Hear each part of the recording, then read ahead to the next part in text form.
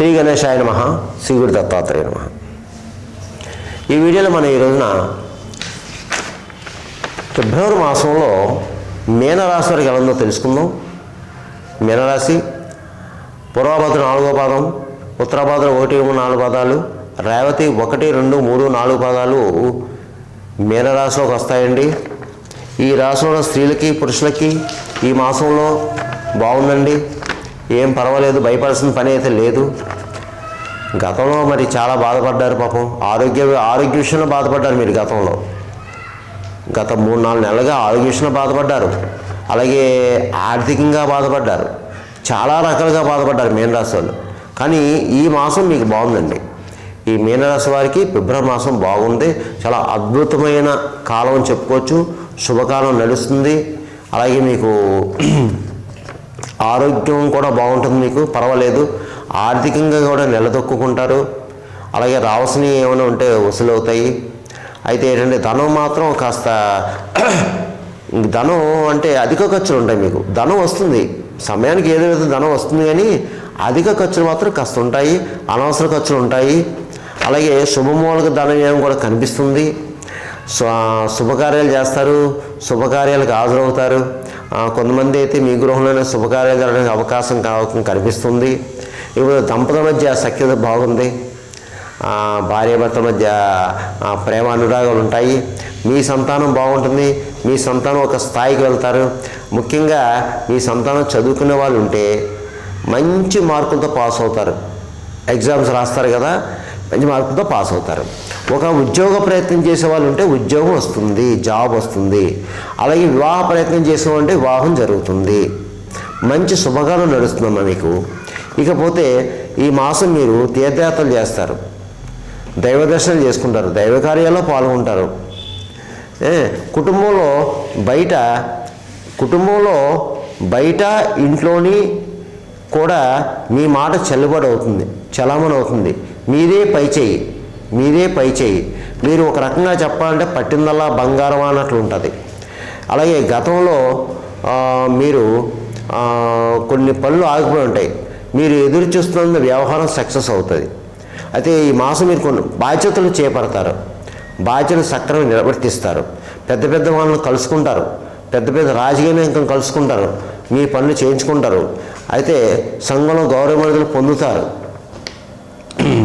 వృత్తిపరంగా బాగుంది, ఎవరు ఏ వృత్తిలో ఉన్నా సరే ఆ వృత్తిలో రాణింపు ఉంటుంది, మీ స్కిల్ బయటపడుతుంది, మీరు ఇంకా పై స్థాయికి వెళ్ళడానికి అవకాశం ఉంది. అలాగే విదేశాలకు వెళ్ళే వారికి బాగుంది, మీనరాశి వారు వెళ్తారు కూడా. ఇది చదువు రీత్యా ఉద్యోగ రీత్యా వెళ్ళే వారికి బాగుంది, వెళతారు కూడా. అలాగే విదేశాల్లో ఉన్నవారికి బాగుంది, జాబులో ఉన్నవారికి, కొంతమందికి అయితే జాబులు లేని వారు కూడా జాబ్ వస్తుంది, ప్రయత్నం చేసుకోండి. ఇకపోతే పెద్దవాళ్ళని గౌరవించండి, గురువుల్ని బ్రాహ్మణుల్ని దూషించొద్దు దయచేసి. వారిని మాత్రం గౌరవించండి, వారి ఆశీస్సు తీసుకోండి. ఇకపోతే రియల్ ఎస్టేట్ రంగం వరకు బాగుంది, మోటార్ ఫీల్డ్ వరకు బాగుంది, ప్రైవేట్ కాంట్రాక్ట్స్ బాగుంది. అలాగే సినిమా టీవీ రంగంలో ఉన్నరకు బాగుందండి, మంచి అవకాశాలు, సువర్ణ అవకాశాలు వస్తాయి, మీకు ఉపయోగించుకోండి. తర్వాత రాజకీయ నాయకులకు బాగుందండి. అయితే రాజకీయ నాయకులు మాత్రం కొంచెం ఆరోగ్య విషయంలో జాగ్రత్తగా ఉండాలి, ప్రయాణ విషయంలో జాగ్రత్తగా ఉండాలి, అంతే తప్ప మిగతా విషయాలన్నీ బాగున్నాయి. ప్రజల్లో మంచి గుర్తింపు తెచ్చుకుంటారు, ప్రజలకి కావాల్సిన పనులు చేస్తారు మీరు. అయితే డబ్బులు మంచినీళ్ళ ఖర్చు అవుతుంది, కాస్త మీకు శత్రువులు ఉంటారు. అంటే మీ పర్సనల్గా మాత్రం కాస్త సమస్యలు ఉన్నాయి, కానీ ప్రజాపరంగా మాత్రం మీకు మంచి సక్సెస్ అవుతారు. ప్రజలు గుర్తింపు రావడం, ప్రజలు మేము మెచ్చుకోవడం, సన్మానాలు చేయడం, మంచి పేరు ప్రఖ్యాతులు సంపాదించుకుంటారు మీరు, అందులో ఏమాత్రం సందేహం లేదండి. ఇకపోతే అన్ని రకాల వ్యాపారస్తులకు బాగుంది, జాయింట్ వ్యాపారస్తులకు బాగుంది, కొత్తగా వ్యాపారం పెట్టుకోవచ్చు, మంచి లాభాలు వస్తాయి. ఉద్యోగస్తులు బాగుందండి. అయితే స్థల మార్పు కనిపిస్తుంది, ప్రభుత్వ పరంగా ప్రైవేట్ పరంగా ఉన్న ఉద్యోగస్తులకి స్థల మార్పు కనిపిస్తుందండి. అయినా పర్వాలేదు, బాధపడగలదు. ఇక చదువుకునే విద్యార్థులకు బాగుందండి, చక్కగా చదువుతారు, చదవాలి కూడా. పరీక్షలు వస్తున్నాయి కాబట్టి చదవాలి, మంచి మార్కులతో పాస్ అవుతారు. ఇక వివాహం అయ్యే అమ్మాయిల అబ్బాయిలు కూడా ప్రయత్నం చేయండి, వివాహ ప్రయత్నాలు మంచిగా కొనసాగుతాయి, సక్సెస్ అవుతాయి. ఇకపోతే నేను చెప్పిన ఈ ఫలితాలు కేవలం మాస ఫలాలు మీకు 40% పనిచేస్తుంది. మిగతా 60% కూడా మీకు జన్మజాతకం మీద ఆధారపడుతుంది. ఎందుకంటే మీ జన్మజాతకంలో లగ్నం నుంచి ఉన్న గ్రహాల యొక్క స్థితి అలాగే జరిగే దశ అంతర్దశ దాన్ని బట్టి కూడా ఆధారపడుతుంది. ఎందుకంటే కొంతమంది జరుగుతాయి, కొంతమంది జరగవు. జరగాలని రూల్ లేదు, జరగకూడదని కూడా రూల్ లేదు. చాలామంది కాల్ చేస్తాను, గురుగారు మీరు చెప్పిన జరిగిన, కొంతమంది జరగలేని, కొంతమంది కాల్ చేస్తుంది. దయచేసి నేను ప్రతి వీడియోలో చెప్తున్నాను, ఇప్పుడు కూడా చెప్తున్నాను, ఇది మాత్రం మీరు క్షుణ్ణంగా పరిశీలించండి. ఏమైనా కావాలంటే కింద నెంబర్ ఉంది, ఆ నెంబర్ కాల్ చేయండి, మీకు అపాయింట్మెంట్ ఇవ్వడం జరుగుతుంది, మీకు తగిన సలహాలు సూచనలు ఇవ్వడం జరుగుతుంది. ఇక ఈ మీనరాశి వారు నేను కొన్ని పరిహారాలు చెప్తే మీకు మీ అందరికీ కూడా మేలు జరుగుతుంది. అది ఏమిటంటే ముఖ్యంగా ఈ ఫిబ్రవరి మాసం మాఘమాసం అనగా శివకేశవులకి ఇద్దరికీ ప్రీతికరమైన మాసము.